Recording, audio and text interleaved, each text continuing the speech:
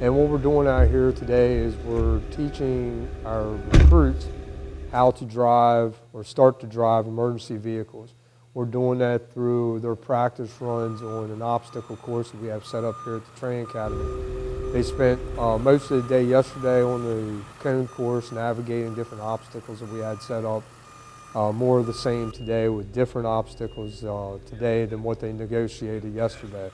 The idea being that we start them off with easier obstacles and we work them up to harder and harder obstacles. We're looking for 100% efficiency when they're out there driving on the cone course, so that when we turn them loose from here and they go out on the street, they're operating vehicles safely in order to get back and forth from emergencies.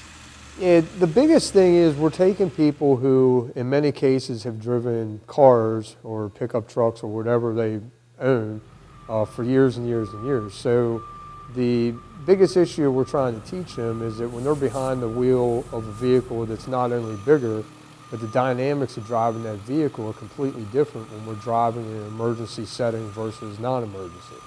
Everything from the laws of physics come into play. Maryland motor vehicle laws are different for emergency vehicles than they are for non-emergency vehicles. So we're teaching them all that here, as well as how the vehicle is going to respond to certain conditions. They jam on the brakes because a pedestrian runs out in front of them, evasive driving, how to maneuver the vehicle in tight spaces, that sort of thing. So that's really the down and dirty of what the point of this class is here. It's not necessarily teach people how to drive, but it's to teach people how to drive an emergency vehicle that is in many cases a lot different than what they've been used to for years and years.